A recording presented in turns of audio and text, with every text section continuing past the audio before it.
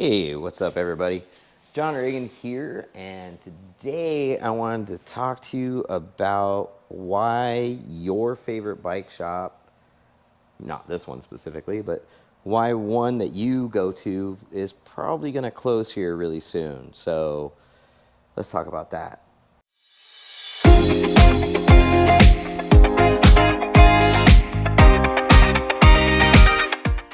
When it comes to sales, when it comes to bike shops and stuff, what I pointed out in our last video is that we operate under two different models, kind of. The fact that we sell e-bikes and electric scooters places us in a micro-mobility or bicycle shop kind of framework, but the fact that we also sell electric motorcycles puts us under a power sport framework. Very different models, and I'll get into the power sport stuff in another video, but right now what I want to talk about is your regular bike shop. So if you've been paying attention to the industry, you've probably read here and there that several bike shops, some big organizations, have recently shut down operations. Some have, as I mentioned before, some manufacturers have packaged their operations to be sold, and it's kind of a sign of the times. I think the biggest thing that's driving this, unsurprisingly to anyone if you look at it, is direct-to-consumer sales. All right. Previously, my buddy. Previously, you would go. All right, come here. Sorry. Previously, you would go to a bike shop, right? Just like, say, any car dealership, and they would have bikes there that you could test out, right, and try, and then they would get a sale. They would either have one in stock or they order in for you. But back then, right, in these instances with these big name brands, a lot of them were providing demo bikes for these retailers, these frontline retailers, or they give them huge discounts or something like that. In the current model, and because of the direct-to-consumer sales today, we bike shops have to pretty much front all that capital into the inventory, right? Especially independent. So the more independent somebody's store is, the more likely it is that they are having to put up a lot of capital to have any kind of inventory or even have a bike for you to demo, right? Just because you sell bikes from a company or just because you have an agreement with a company to sell their bikes or work on their bikes doesn't mean they give you bikes, okay? Some of the companies even have a hard time just providing a consignment option. Some do, some don't, it just depends. But what is beginning to happen is, as the market has moved from a dealer model, right, where you would go to the shop, you would get advice, you would do this and that, and it was all very interpersonal, it's moved more to the modern day online method, which is direct to consumer. Consumers can watch videos, they can do this, they can do that, they can get all this information without having to leave their house, and they can even order the item right there. But as these direct-to-consumer brands have grown and proliferated, what they're finding more and more is they have a real issue with, I'm sorry, I keep hearing something. What they keep finding more and more is they have a real issue with, I think there's a pigeon in the box over here. I don't know, right? I have to go chase them out.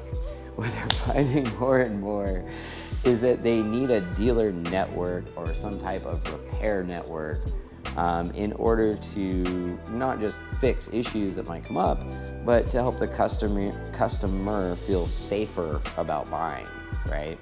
So as a dealer, we make these agreements. We're like, yeah, I'll repair your bikes, no problem. I need to be able to sell them too. I need to be able to make a certain amount of money so I can support my operation, support your customer. And those margins have been growing smaller and smaller for us, right? And it makes it harder and harder because we end up in that sales process competing a lot of times with the manufacturer, right? Who can offer bigger discounts, who can give you better bundles and stuff, and it's not always an equal playing field for us.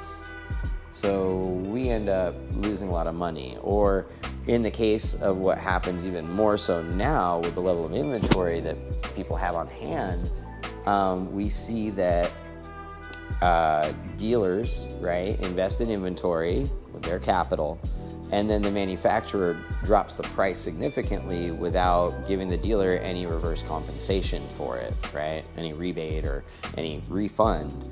Now, the problem there too is that a lot of times when they do give you some kind of refund or something, you're splitting the difference, right? So you're only getting half and they're expecting you to share in that discount. It's like, well, right, but you're making 50% and I'm making now 10 to 5 after my cost. It doesn't allow you to have a sustainable business to continue to support things, right?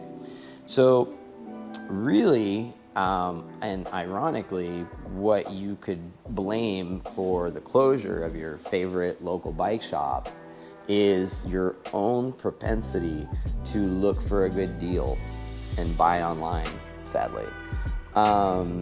Because what ends up happening is you come in as a customer, you demo the bike, and then you say, that's really nice, but I'm gonna go buy it online where they're gonna give me an extra 200, 300, 500. I've seen 500. I actually lost a deal to one of my suppliers. Customers came in, checked the bikes out, rode them, told me even, I'm gonna go home and order this online now. Thank you.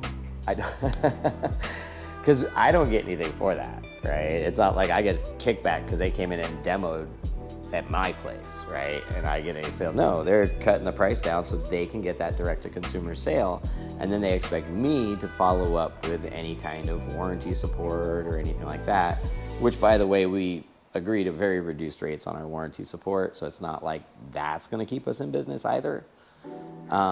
So what you really wanna focus on as a customer, I think, right? And I mentioned this before, the brands in some ways are superfluous. The brand's the brand. But where are you gonna get help with that? You go to Amazon, you buy this cheap bike for $500 that you see a dealer selling for $8, and you think, I got a killer deal, and there's a dealer in my neighborhood, and if I need help, they'll help me. A lot of them won't. You know, a lot of them are not gonna help you because you basically made it so they can't survive, so they can't make any money, and at the same time, you chose to not go and get expert help. You chose not to go and work with the person that's actually in the industry that probably could have steered you to something better or better for your dollar, right? Which I do a lot. So it's interesting to me that in this instance, the behavior that exists in our modern society is what will, like many retailers before it, put them out of business. But unlike many retailers before it, you need these services, right? You need those services for your bike, unless you all want to learn how to do it yourself. And I'm all for that. I think if everyone was their own bike mechanic, it's a beautiful thing. Bikes are generally pretty simple, straightforward. That's why I sell them. Really, the scooters are a little more difficult because everything's so much more compact and tightened. So it ends up being a little more of an effort on those things. But yeah, the motorcycles and the scooters, motorcycles a little more because it's bigger, heavier stuff. But the e-bikes, I mean, yeah, those are easy to work on. Most of the stuff is available in a video somewhere online. So, I mean, do you really need a bicycle shop? I would say if you're someone who doesn't want to do it yourself and wants to know that someone that knows what they did it for you, yes, you need your bicycle shop, and you should probably go and buy your bike from them. You should go talk to them. You should go, get to know them, make sure there's somebody you want to do business with, and then buy your bike from them. If you have to pay extra, because what you're doing in that instance really is supporting that shop and making sure they're going to be around when you need help, right? Because if you don't, You can go to Amazon. We all know how that works. Can you return it? $200. I get those calls. Hey, they told me if I return it, it's $200. So how much is it if I come in, bring it fixed by you? Those are so fun. So yeah, it's kind of sad because what makes things more convenient for the customer actually puts the businesses they're going to have to rely on out of business. So, yeah, when it comes to the power sport stuff, that's a whole different animal. That's a whole different industry type. And yeah, and looking at both of them and how they operate and the market and everything, we here at E-Powersport are going to be drastically changing the model we operate under. And some of our vendors aren't going to like it. But you know, we don't have a lot of floor space, and floor space isn't cheap, and it's definitely not free. So, you may see a lot of shakeup when it comes to the things we offer online versus what we have in store, right? Because online, just like for you, it's really easy to go buy and get it cheap. It's cheap for me to list it online. It's cheap for me to manage it online. But once it gets into the physical world, things get real. All right, the costs go up, your prices go up, everything goes up. So, yeah. So it just makes sense that in order for us to maintain and be able to stick around to service you as a customer and to be able to help our vendors and suppliers with the customers, we have to change our model very drastically. Yeah, so we'll see what happens. I have a feeling a lot of places are going to be online, and the companies that are really serious, that really want to make local presence and have people be able to just demo their stuff, they'll understand and they'll work with us. So, you guys have fun, be safe out there. Remember, keep an eye out for them because they're not looking for you.